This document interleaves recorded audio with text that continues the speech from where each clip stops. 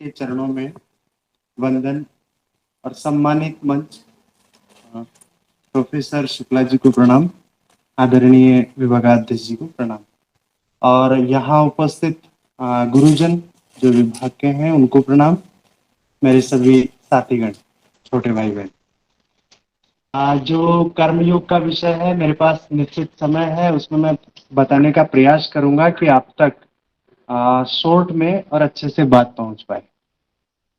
कर्म शब्द में क्रय धातु से बनता है, तो क्रय धातु का अर्थ होता है करना, क्या करना, और करने के पीछे भाव जुड़ता है, तब या तो वो कर्म होगा या फिर वो कर्म योग होगा।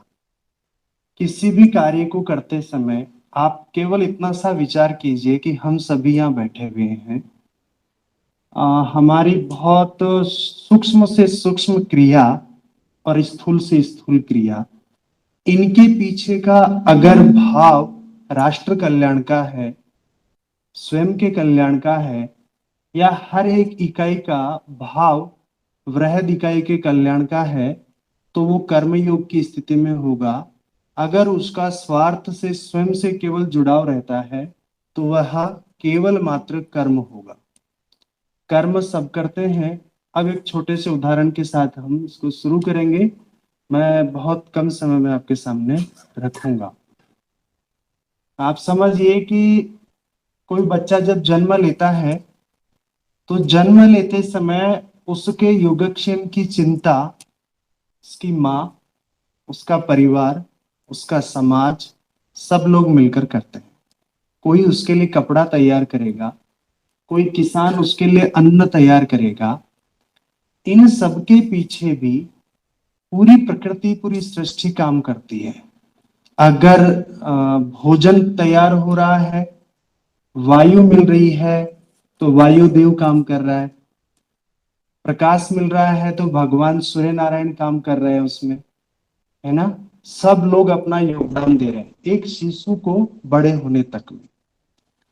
फिर वह जब शिशु बड़ा होता है, कर्म करने लायक बनता है, योगक्षेम को प्राप्त करके, यानी उसको कर्म करने लायक स्थिति में आने तक पूरा समाज, परिवार, हर किसी का योगदान होता है।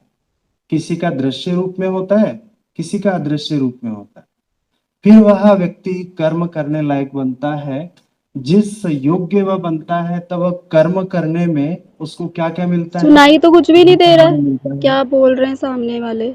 मान सम्मान के अलावा उसको पद प्रतिष्ठा, मेरी आवाज आ पा रही है?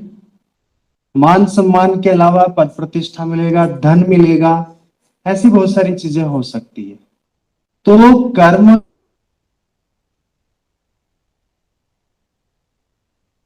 के अगला चरण होता है यज्ञ।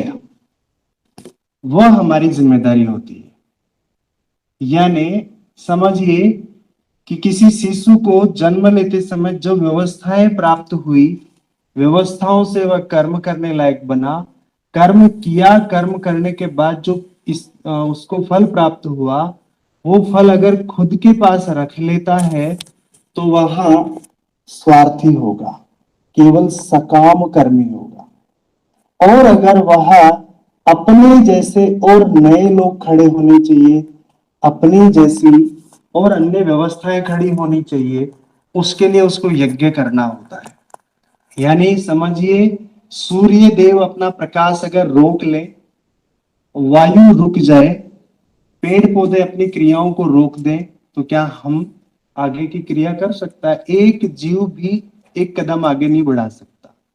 इसलिए हमारे लिए पूरी सृष्टि काम कर रही है, पूरी निष्काम होकर।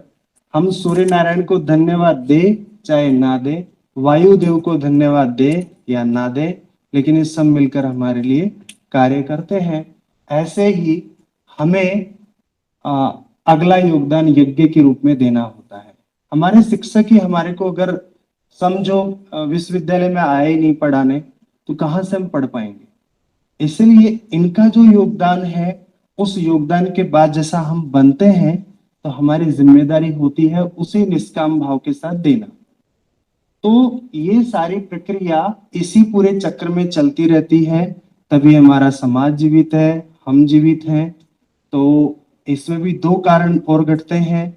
अगर हम इन सब क्रियाओं को सकाम भाव के साथ करते हैं, परिणाम योग्य नहीं मिलता है, कभी कभार दुख होता है, कष्ट होता है, परेशान होते हैं, रोते हैं, चिल्लाते हैं, दुखी होते हैं। अगर हम निष्काम भाव होकर करते हैं, परिणाम चाहे जो हो, हमारी तरफ से हम बेस्ट करते हैं, तो पूरी प्रकृति, पूरी व्यवस्था हमारी हेल्प करने के लिए जुटती है। छोटा सा उदाहरण देकर मैं इसको कंप्लीट करूंगा। समझिए हम विभाग में रेगुलर आ रहे हैं, विभाग की गतिविधियों में रेगुलर शामिल हो रहे हैं, हमने अपने कर्तव्य को निभाया तो हमें हमारा परिणाम बेहतर मिलेगा, हमारे शिक्षकों के माध्यम से, हमारे अपने कर्म के माध्यम से। और हमने बंक मारना शुरू किया, समझिए अपने कर्तव्य को से भागकर और कुछ करना शुरू किया, अपने अनुशासन में हम नहीं रहे, तो परिणाम हमें प्राप्त नहीं होंगे। फिर एक सेमेस्टर ड्यू होगा, लेट हो जाएगा, दूसरा सेमेस्टर लेट हो जाएगा, फिर हम 2 साल की जगह 3 साल में रहेंगे, 4 साल में करेंगे। तो उसमें गलती किसी शिक्षक की नहीं होती, विभाग की नहीं होती, विश्वविद्यालय की नहीं होती, गलती हमारी होती है। अगर हम किसी भी कार्य को कर्तव्य भाव से करें तो परिणाम हमें बेहतर प्राप्त होते हैं। अन्यथा जैसे जन्म मरण का चक्र चलता रहता है ना, कि व्यक्ति अगर कोई ऋण छोड़ जाता है या कुछ बाकी रह जाता है, भगवान उसे वापस लेता है, बेटा तेरे को दिया था मैंने कर्तव्य पालन के लिए और तूने इसका मिसयूज किया, तो फिर से जन्म ले और तुझे जो काम मैंने बताया था वो करके जा। तो हम नहीं करेंगे तो हमें ये सेमेस्टर 1, सेमेस्टर 2, फिर 3, 4, फिर वापस से 1, 2, 3, ये प्रक्रिया में हम जारी रहते हैं। मैंने कोरिलेट इसलिए किया, कभी कभार हम सबके व्यवहारिक जीवन से जुड़ा हुआ है, मैं केवल इसलिए कह रहा हूँ, है ना, हर जगह पर ये घटता है। तो इतना सा है कि किसी भी कार्य को करें, निष्काम भाव होकर करें, आनंद उसमें मिलेगा, डेफिनेट है, 100% है, यही कर्मयोग है। मैं यहीं पर अपनी बात को समाप्त करता हूँ।